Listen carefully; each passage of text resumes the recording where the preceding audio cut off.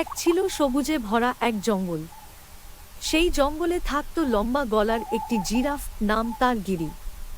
আর থাকত দ্রুত দৌড়াতে পারা ডোরাকাটা একটি জেব্রা, নাম তার জেবা। গিরি খুব শান্ত স্বভাবের ছিল। সে গাছের উঁচু ডাল থেকে পাতা খেত আর আকাশের দিকে তাকিয়ে স্বপ্ন দেখত। আর জেবা ছিল খুব চঞ্চল, সারাদিন দৌড়ঝাঁপ করত আর নতুন নতুন জায়গা ঘুরে দেখত। একদিন জেবার মনে হল, গিরি, তুমি তো সব সময় উঁচু গাছে পাতা খাও, নিচে কি আছে তুমি দেখতেই পাও না।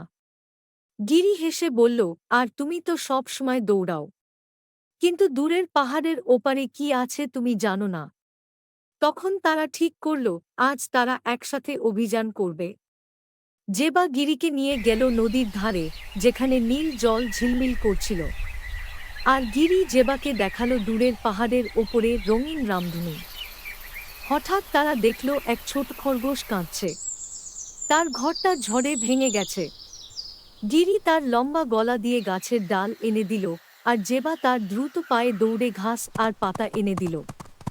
দুজন মিলে খরগোশের ঘর বানিয়ে দিল। খরগোশ খুশিতে বলল, তোমরা দুজনই আমার সত্যিকারের বন্ধু।